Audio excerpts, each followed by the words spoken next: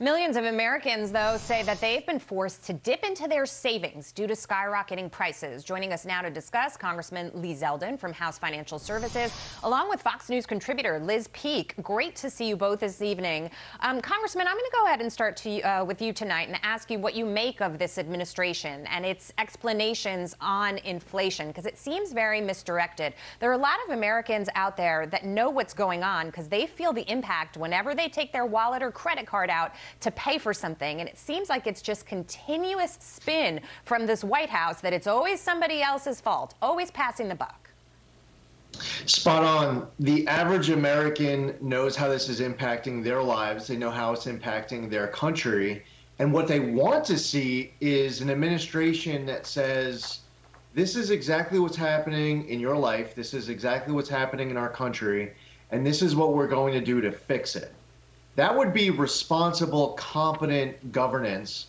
And that's what the expectation is of Americans. So when instead they just see the blame being thrown around to everybody else, and you're not speaking in a way that relates to the average person, you're not talking about the solutions with the power that you've been entrusted in, that's why you see the eroding poll numbers of this administration right now, a loss of confidence and certainly a lack of competence. A lot of Americans are frustrated, and one of the reasons why they want to see a balance of power restored is that there's losing faith, eroding faith in one-party rule right now in D.C.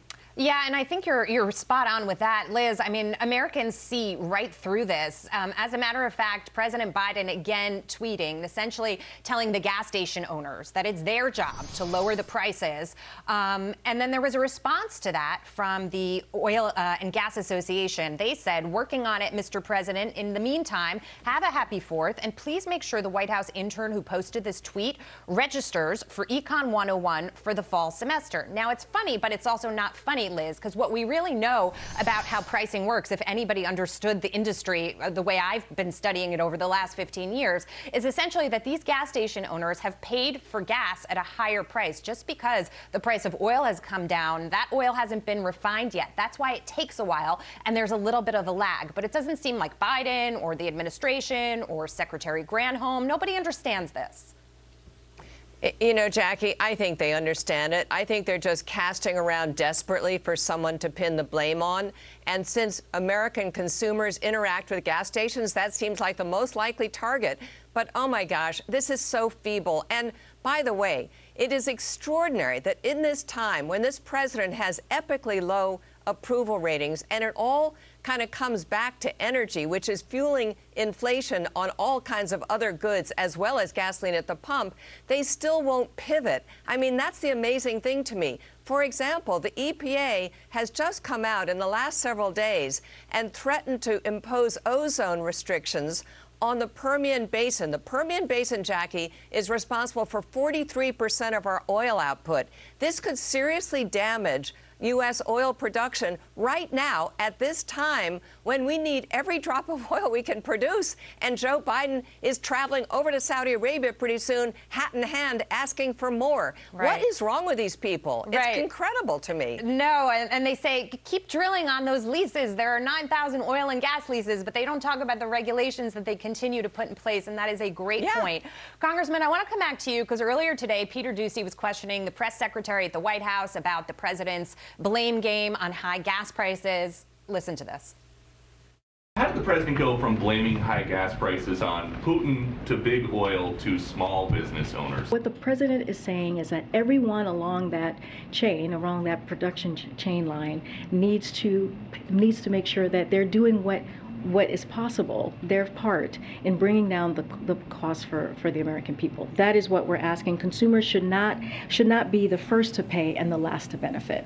Okay, so, Congressman, the response is essentially incoherent, and we also know that the mom-and-pop gas station owners really don't make that much on the gas. As a matter of fact, the gas is a draw, essentially, to bring people into the convenience store to buy products, coffee, food, etc., as they're making their way on their journey. Yet he's pointing the finger at the gas stations right now, rather than looking at the big picture here. He's also still saying that it's Putin's problem, and this is a war, and Americans should just suck it up at the pump and deal with it because it's our responsibility to fund this war.